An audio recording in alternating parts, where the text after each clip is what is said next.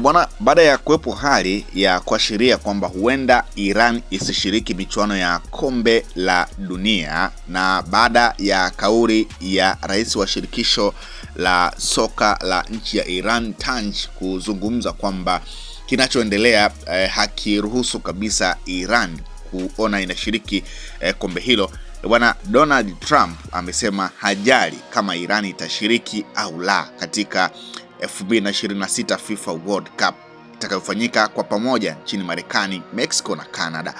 Maana kauli hiyo inakuja wakati mvutano wa kijeshi kati ya Marekani, Israel na Iran ukiendelea kushika kasi Mashariki ya Kati. Akizungumza, Trump alisema anaamini Iran ni nchi iliyodhoofika na kwamba hawana wasiwasi kuhusu ushiriki wao katika mashindano hayo ya majira ya kiangazi mwaka 2026. Wakati huo, Iran haikuhudhuria mkutano wa mipango wa FIFA uliofanyika jijini Atlanta, hali iliyozua wasiwasi kuhusu hatima ya ushiriki wao. Rais wa shirikisho la soka la Iran Mehdi Tanji amesema hali ya sasa ya mashambulizi haiashirii vyema maandalizi ya kombe la dunia. Iran tayari imefuzu kwa mara ya 4 mfululizo na imepangwa kundi G pamoja na Ubelgiji, Misri na New Zealand. Mechi zao zinatarajiwa kuchezwa jijini Los Angeles na Central. Iwapo Iran na Marekani zitamaliza katika nafasi ya pili kwenye makundi yao, zinaweza kukutana hatua ya 32 bora katika uwanja wa AT&T Arlington, Texas. Iran pia ni miongoni mwa mataifa yaliyoathiriwa na marufuku ya usafiri iliyowekwa na Trump, ingawa timu za kombe la dunia zimeruhusiwa kushiriki. Maamuzi kuhusu visa kwa maafisa wengine yatafanywa na Wizara ya Mambo ya Nje ya Marekani kwa kuzingatia kila kesi. Katika historia ya kisiasa, hakuna timu iliyofuzu kombe la dunia iliyowahi kukosa kushiriki fainali, na iwapo Iran itajiondoa, inatarajiwa kubadilishwa na taifa jingine. Bwana, katika hatua nyingine, Donald Trump amekutana na klabu ya Inter Miami, ikiwa ni ubingwa ambao Inter Miami wameutoa kwenye kombe la MLS. Bwana, rais wa Marekani Donald Trump amemkaribisha nahodha wa Inter Miami Lionel Messi na wachezaji wenzake katika ikulu ya Marekani, White House, kusherehekea ubingwa wao wa MLS Cup 2025.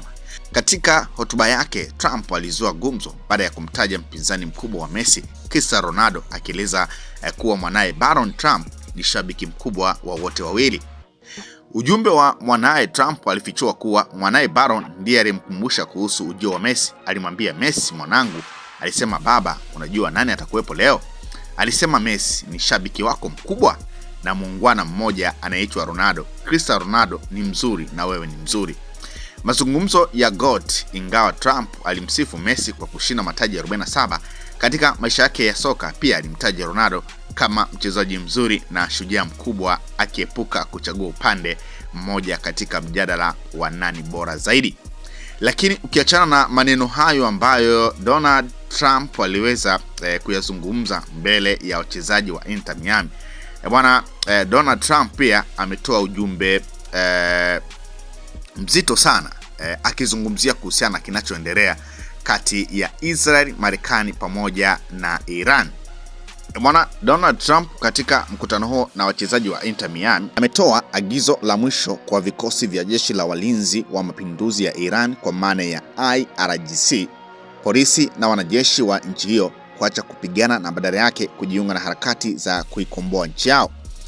Akizungumza kutoka ikulu ya White House, Trump ameahidi kutoa kinga ya kisheria ya kudumu kwa mwanajeshi yeyote atakayeweka silaha chini, huku akionya kuwa watakaokaidi watakabiliwa na kifo cha uhakika.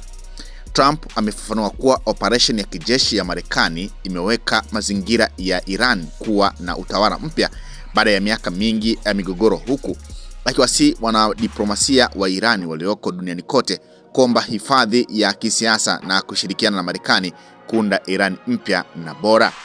Pia tutawahimiza wanadiplomasia wa Iran kote duniani kuomba hifadhi ya kisiasa na kutusaidia kuijenga Iran mpya na bora yenye uwezo mkubwa. Ni nchi yenye uwezo mkubwa, kuna mustakabali mzuri zaidi kwa ajili ya Iran. Sasa umeanza, nadhani utakuwa mustakabali mzuri sana, na Marekani itahakikisha kwamba yeyote atakayeongoza nchi hiyo baadaye, Iran haitatishia Amerika au majirani zake Israeli au yeyote yule, ameeleza Trump. Trump amedai kuwa kabla ya Marekani kuingilia kati, Iran ilikuwa imeelekeza makombora yake katika mataifa mengi ya Kiarabu ikiwemo Qatar, Saudi Arabia na UAE, ikilenga kutawala eneo zima la Mashariki ya Kati. Amesema Marekani imekuja na kuharibu sherehe hiyo na sasa nchi hiyo ziko salama.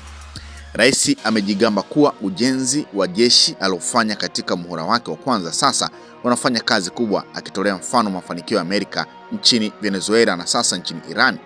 Amesisitiza kuwa Iran ni nchi yenye uwezo mkubwa sana na kwamba mustakabali wake mwema umeanza sasa kupitia shinikizo hili la kijeshi. Lakini Donald Trump pia kupitia mkutano huo na wachezaji wa Inter Miami ametangaza kuwa operation ya kijeshi inayofanywa na Marekani kwa ushirikiano na Israel imefanikiwa kudhoofisha uwezo wa ulinzi wa Iran kwa kiwango ambacho hakijawahi kuonekana. Akizungumza mbele ya wachezaji wa Inter Miami, Trump amedai kuwa jeshi la Iran limepoteza uwezo wake wa anga, baharini na mifumo yake ya mawasiliano ndani ya muda mfupi wa mapigano. Rais Trump amebainisha kuwa teknolojia ya sasa ya Marekani inaruhusu kuteketeza mitambo ya kurushia makombora na Iran ndani ya dakika 4 tu tangu kombora liliporushwa, jambo ambalo limeleta mchanganyiko mkubwa kwa uongozi wa Iran. Na nukuu, anasema punde tu wanapojiandaa kurusha kombora ndani ya dakika 4, mfumo wao wa urushaji unapigwa. Hawajui nini kinatokea, lakini tuna jeshi bora kuliko mahali popote duniani. Jeshi lao la majini limekwisha meli 24 ndani ya siku 3. Hizo ni meli nyingi sana. Silaha zao za kuzuia ndege zimekwisha. Hivyo basi hawana jeshi la anga, hawana ulinzi wa anga. Ndege zao zote zimekwisha, mawasiliano yamekwisha, makombora yamekwisha. Mifumo ya urushaji imepungua kwa takriban 60% na 64% mtawalia, ameeleza.